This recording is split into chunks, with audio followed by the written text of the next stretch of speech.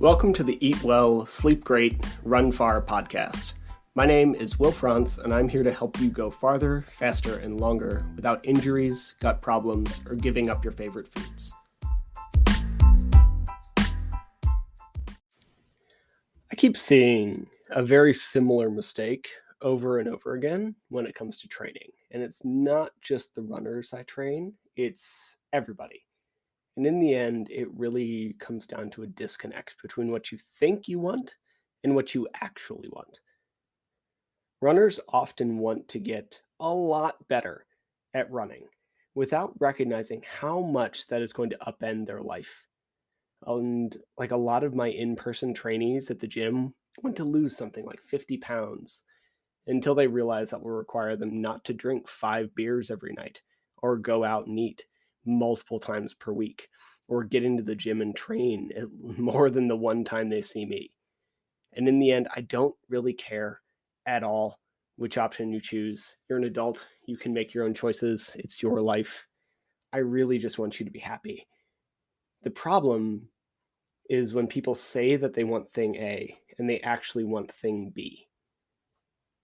Very honestly, it doesn't affect me all that much when this happens because we adapt and we readjust, and I try to coach in a direction that will be helpful. But when you do this, it creates this huge sense of failure that is often hard to shake for way past the realization. And before we get into the episode, I need to take like a second to talk about this because as a coach, I often give the train hard and do well and hit your goals, go mentality, right? And that is because it is very fun for me to help people do really hard stuff. But what I really want for people is to be happy. And I often realize I'm not always doing a great job of conveying that. Because we got a little deep here in the comments. Someone asked, how do you not feel guilty about missing training sessions? And it's a great question. I struggled with this a lot in my 20s. And it also means I need to address some things that I don't address enough. First, here's the answer to the question for me. I don't feel guilty because I'm not a professional athlete. This is not how I make my money. Running is a thing that improves my life. It is not my whole life. If it's yours, that is great, but it's not mine. And I truly bet it's not yours either. I don't have anybody that high level of an athlete listening to this podcast. Because like for me, usually I don't miss a running session for another sport. I do climb, I do jujitsu, but I don't think I've missed a running training session for those in a very long time. I miss it because I have work or because I care a lot more about other athletes' results than I do my own, or because I've had the opportunity to spend a little more time with family or friends I don't get to see very often. And if I can do all of it, great. But sometimes my choice is to get it all in and not sleep, which I know will lead me to injury, which I know will take me out for weeks, or I get to drop something and still only get probably like 5 hours. And if you have kids and you skip a training session or cut it short so you can take care of your kids, then that's great. You shouldn't feel guilty for that. And if it keeps happening day after day, then maybe we need to take a minute and figure out how to restructure your life so you don't have these like big competing goals that keep fighting one another. Maybe you're taking on too much. Maybe you need to just stop watching some television or plan a little better on the weekend. But if you have a job and a few kids and you have to cook dinner and still fit hours and hours and hours of training into every week, it is probably okay to skip a training session here and there. That said, we should also remember that 10 minutes counts. It really does. If you can't get in your hour because your kid got sick and your other kid needed help with homework and you would cook dinner after coming home from work, cool. Put on your shoes and go run a mile. It counts. If it's dark and you're scared to run outside, great. Put your shin up against the couch and do a couch stretch and get your mobility work in. There are 1,000 reasons why you should skip training. And to that end, as I'll say in the podcast, you don't have to be the best runner you can be. Most of us don't actually want that. We want to be better runners without completely upending our lives. Those are often very different things. You don't have to be the best runner you can be. That's not what this podcast is about. This is about getting your goals straight. If you truly want to get a lot better, you might need to give up some things you don't want to give up. If you only want to get a little better and you mostly view running as something like a social event you do with friends, there is nothing wrong with that. And anybody who says there is wrong. Plain and simple. The only problem is when you tell yourself you want the former and you really want the latter. That creates this disconnect that is only going to lead to huge disappointment in the long run.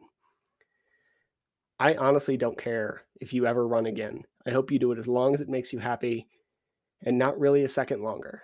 I'm in the business of helping people find and hit their goals. And if you get into a training block and say, you know what? I don't want this anymore. That's great. It's happened. I'm fully supportive. You need to do what's best for you.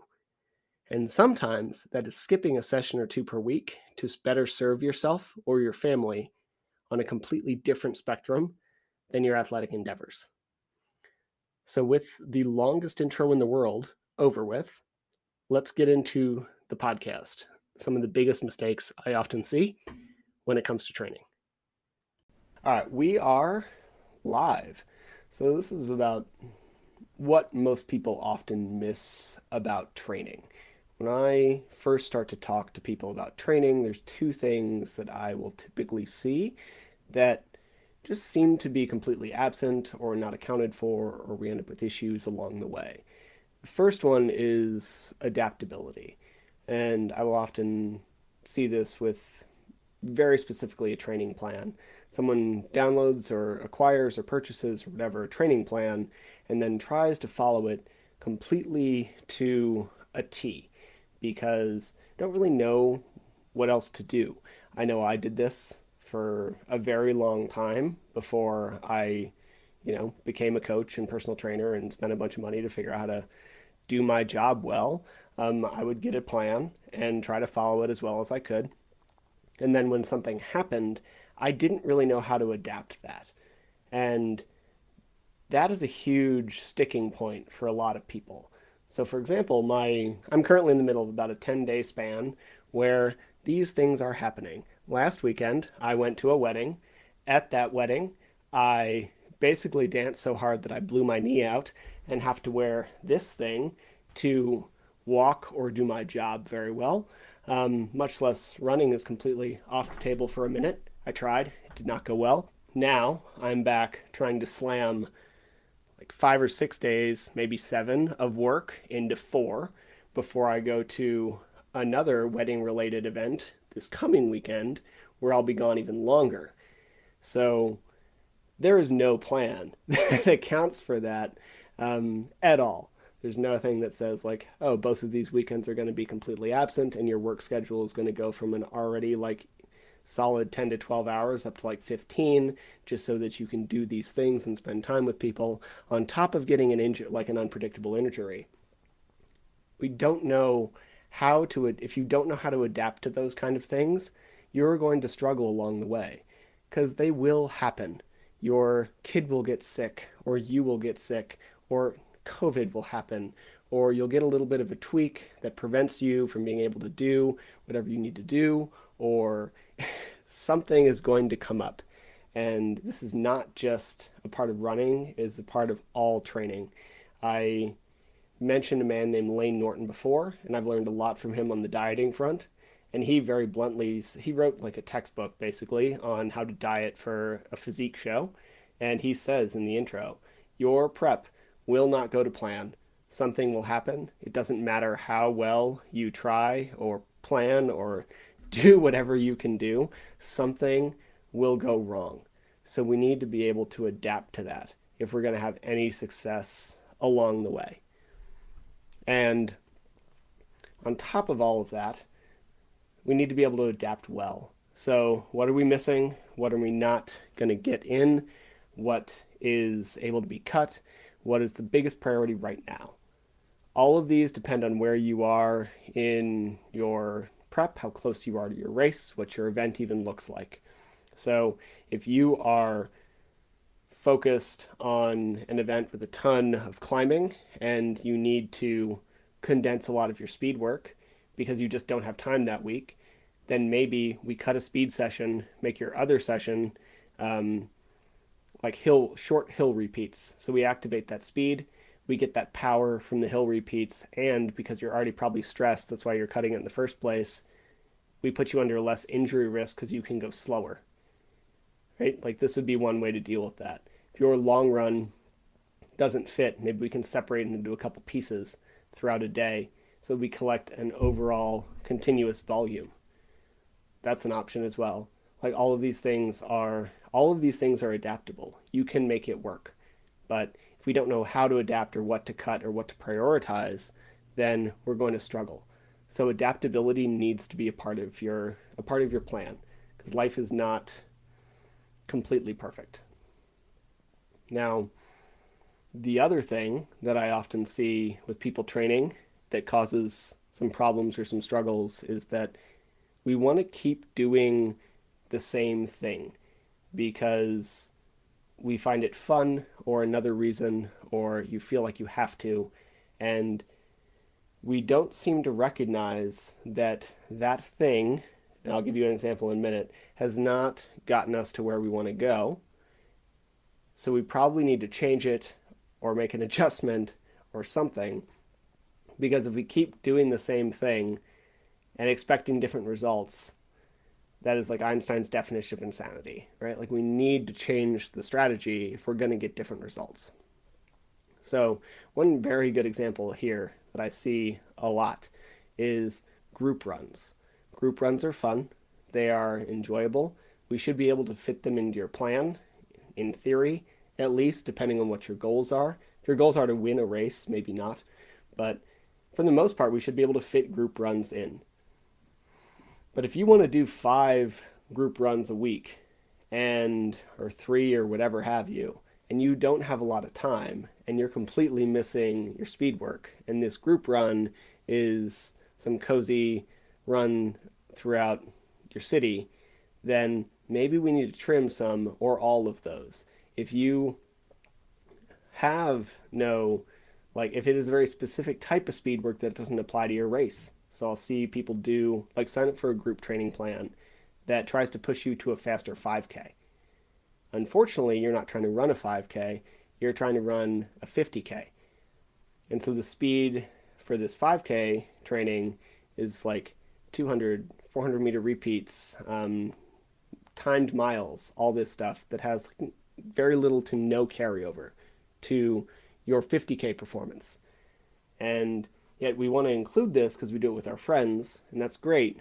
But are you willing to trade the results of your like goal race performance to do the group run with your crew? If you are, that's great. That is your priority. That is your choice. As I often say, like you are an adult, do the thing that you like. You have a choice to do that, but you should be aware that that is the outcome of that choice. If you are not willing to make these changes, then you might not get the results you're looking for. Now, we also need to be able to get out of your head, right? So if we keep doing the same thing, like if you were pretty new, anything is going to make you progress, right? So something that worked in the past might not work now because you saw a ton of progress because you were very new to this sport or new to whatever.